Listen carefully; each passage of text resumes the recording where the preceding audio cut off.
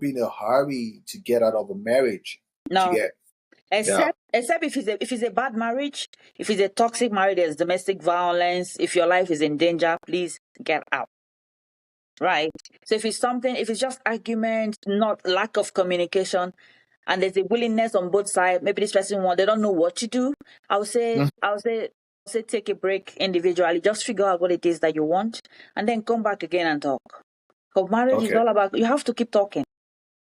Okay, so that means when it comes to marriage or any kind of even if it's common law relationship, the communication is ongoing. It does not. You don't say we'll talk last year and we are done. No, communication is ongoing. Negotiation ongoing. Communication and negotiation is ongoing. It continues because things happen, things shift, things are shifting.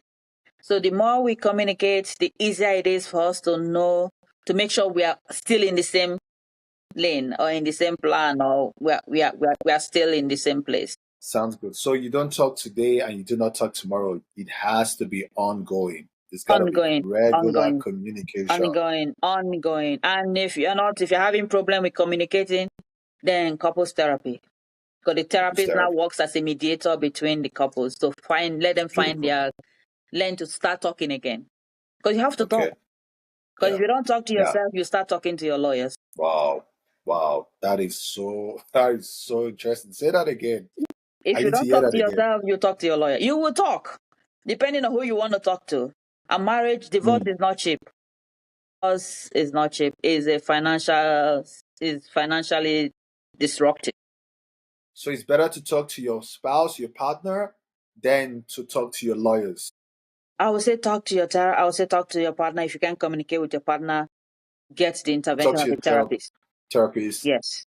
So the lawyer should be the last resort. The lawyer should be. Lawyer is when you've done everything. Because the thing is, people are going through divorce very angry, and that is, you don't have to be angry when you're going through divorce. Okay, let's go. What part does the person talk to God? Don't you have to talk to God Prayer is very important too. Prayer is very important. I'm sorry I didn't make mention of that. Prayer is very important. Is prayer or talking to God? Is it therapy too? Is that therapy? Yeah. No, I don't want to use the word. I don't want to use therapy to describe it. I feel like it's therapeutic though. That's what I feel. Yeah, it could be therapeutic when you have that spiritual encounter with God. When you're able when you're able to pour your heart, like when the Bible described Anna when she poured her heart to God. Yes, it could be therapeutic because it's like you're offloading your body. Yes, it could be therapeutic. Yes. And if you and your husband or you and your spouse or your partner, if you guys can pray together, it helps too. That is therapeutic too. I think that praying together is so vital. Do you know why I said so? I feel from my experience, like even when you do things with someone that you guys are not even dating, you find out that over time, you guys begin to get along. Mm-hmm. You guys begin to get connections and stuff. How much more when you kind of like that person already? I feel like once you start doing stuff together, then you begin to understand better ways on doing that particular thing. Say it's a job, it's a project that you guys are working on. Once you guys start doing it, I know in a little bit of project management, when you bring people together to be a team to build something, there's the norming stage, there's the storming stage, there's a time where you guys are actually like fighting. There's a time where things that becomes normalized, about 5 stages anyways. But my point is, I feel like when you start doing stuff, you begin to understand yourself. And when you guys already have that love in your heart, so then you find that you begin to get better. And so that also means that when you now start having that therapy in the form of prayers, then I feel like the bond is going to get stronger. That's why, and especially because God is the one who actually initiated marriage. Yes, I said yes. That is good that you guys are talking to each other. Praying is very important. But I will say again, when you decide to build a life with somebody, right? I like people to design. I do that in my therapy too. I like people to design their life. Design is like, how you want to build a house, you're designing, you have this architectural design. I want the window to be this. I want you to design your life. Design your life. Maybe what do our life look like in from now till 10 years? What does it look like? Like a vision board, but for your life, for your marriage life, right? Can you hear me? Okay, it looks like I'm breaking. Can you hear me? Hello? Yeah, you were breaking, but Yes, it's yes, better now. yes. So I like It's people to better. design their life. It's very important. I use that. I find that is very helpful because what we see in marriage is we see two people that are married, they're praying together, they are talking to each other, they love each other, but each of them have their own different agenda. This person is planning their life without their spouse is planning his life without them. So there's a disconnection, right? And All when right, there's that's that, when that is happening, the man does not know the woman's plan, the woman does not know the man's plan. They are still so it's together, they are doing important. things, but the thing is, sometimes one plan is better than the other one. Sometimes both plans are failing because they are working individually instead of working as a team. So I would say design your plan, have a plan, design your life that, Together. you are listening to your husband or the person you're in a relationship with, and they're listening to you, they're incorporating what it is that you want into that plan, and you are incorporating what it is that they want into that plan. And you guys are like, this is what it needs to look like, and you're working with that. If you're able to do that, sometimes it's hard. Like I said, like I keep saying, it is hard. But if you're able to accomplish that, so many other things falls into place. But when somebody wants to go out of line, you can like, this thing you are doing is not in alignment with our plan, no. Wait till they happen, right? Because there's something now to measure something with, you know. And then in that designing of plan, you can also understand that there's something called individual autonomy agency, right? You can say, you know Yeah. what, maybe let's have something that you can use. Maybe if you're somebody that want to support family, let's have something you can use to do that because it makes you feel good. In our Okay. plan, we can create that too, right? So, And then we can maybe some people can have their own pocket money or whatever, if it's money or something else, or maybe they want to go a private vacation because it helps them to reset. You guys can incorporate that in the plan and make provisions for it. So if you are doing that and the children are growing up, you can plug them into the plan. This is our plan. Now that you are grown up, this is what we want to be accomplishing as a family in 1 year, in 5 years, right? Then if everybody is part of that, it helps communication, it enhances communication because everybody is working with a vision and with a goal in mind for what the awesome. family want to achieve. It helps a lot if we can. It's hard, like I said, but it is But it's achievable. possible. It is But it's possible. achievable. Thank you very much. Thank you so very much. I'm just gonna ask you one more very vital question because you talked about you don't encourage people leaving their marriages except it's toxic. So my question is, at what point do people know that this marriage is toxic? Your awareness of something can actually help because you might be going through stuff, but you wouldn't even know you're going through stuff, or you might be going through certain issues, maybe because it's not visible or because you don't understand the concept or the definition of that thing. So, how does one man or woman know, hey, I'm going through abuse in my partnership or my relationship or my marriage, and so that they are able to make informed choices, even though, like you said, you are against trust. Yeah, for me, I think if you are not sure of what is happening in your relationship, I would say get a mental health counseling, get a mental health therapy for yourself, and learn to understand what is happening with you. Because I don't want people making life-changing decisions from emotion. That is what many people do, and I don't like that. Get clarity, get therapy, walk through your stuff for yourself, and be clear. So that when you're making any decision, you're not making it from a place of doubt, from a place of inadequacy, from a place of fear, from a place of anger. You're making those decisions from a place of clarity. Because if you are leaving your marriage, if you have decided to leave marriage, I'm not talking about toxic marriage. Because toxic marriage, we are not even negotiating on that. You are leaving right away. If your life is in danger, please call 911. If the marriage is swallowing you up, please leave. I'm not talking about those toxic relationships, right? I'm talking about those relationships that when you sit down and you listen to them talk, right? You just notice that people don't have problems. So you mean this is it? And you guys are like this, right? I'm talking about those marriages. It means that you guys have communication problem. Yeah. In those cases, I would say Get clarity for yourself. Because people sometimes when they come, I've seen people they come to therapy, the man is coming and he's telling you fix his wife. His wife is the one that has problem. I brought her for you to fix her. But it does not work because marriage, it takes two to tango, right? It's two Mhm. of you. If it's messed up, it's two of you. If it will be fixed, it will still be two of you. So there's no one person that fixes things. But at the same time, if you are feeling overwhelmed, it's not just the women walking away. Men are walking away. I've seen a man For that sure. moved from Alberta to Ontario. He walked away. He filed his Wow. divorce in Ontario. Right? So it's not just women walking away. Male are walking away too. And male mental health is very important, just like women mental health is also important too. So get clarity for yourself, but just don't be in a hurry to fight. If it is still salvage, if it's still if you can still Hmm. salvage it, please don't be in a hurry because the next person you are meeting might be worse than the person you are leaving. I know.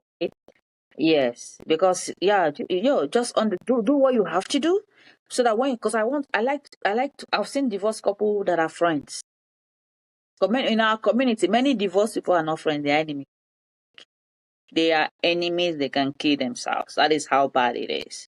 And if you divorce somebody and you're still very angry with them after the divorce, it means there's something wrong in the divorce process. That is how I see it. If you see somebody, you have to have that clarity to say, you know what? We can be cordial with each other. We can co-parent if we have kids together. I can see you on the road. I can say hi without having any emotional reaction towards you because I dealt with everything that I need to deal with, and I'm okay. I'm fine. You have to So be. after, You have to be in that space. If you are not in that space yet, I would say you are a good candidate for separation. Separate first and work on yourself. yeah, you said something very important. You said if you are already divorced to that partner and you're still very angry, does that mean the problem is the person who was No, no. angry? It means that there's a lot of unresolved issues that could have been resolved before the Even divorce. okay, so that means it it ought to have been resolved before the divorce, or Yeah. it should actually have been. It ought to have been resolved. Like, do you remember the movie, that Tyra Perry movie, that Acrimony? Have I watched it? Have I The seen one it? that the lady was supporting the guy, and she sold her brother's house, and then the guy later hit it big, and they divorced because she felt there's no hope anymore. And the guy later Okay, hit it big, and she became very okay. angry with the guy because now the life that he promised her, even though they are divorced, he's not giving that life to somebody else. And she became obsessive. She started stalking the guy and this new babe to the point that the guy will end up dying in the movie. Wow. Right? So what am I saying? What I'm saying is divorce, the best kind of divorce is the divorce where everything was resolved before the divorce. But if you did not resolve things and you divorced, it was that is why you see some people they get married or they get to somebody else. I have a man that divorced his wife here in Canada. His ex-wife is still here. He got married to somebody else and he left her in Nigeria. Why? Because I don't want them to come here and open eye. What kind of marriage is that? But isn't that PTSD playing in the man's Yes, part? it is.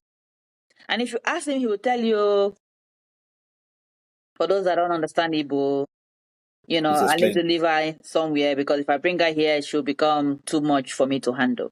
Yeah, for our Right? global audience. Yes. So what am I saying? What I'm saying is mental health, individual mental health, very important. Because there's some people that you are doing couples mental health and couples therapy with. If I'm not doing individual with you, I will encourage you to get somebody else to be doing individual with you. Because it has to work. It has to work. And sometimes I work with people individually and I work with them as a group. Just we need to come up with a plan. But most mental health conditions can be managed. But you have to find out what it is that you have and how can you support yourself and manage it. A marriage should be partnership. It's partnership, right? It's not war. But many marriages are war zone. It should not be. It should not be. As Black people, we are dealing with a lot already in the society.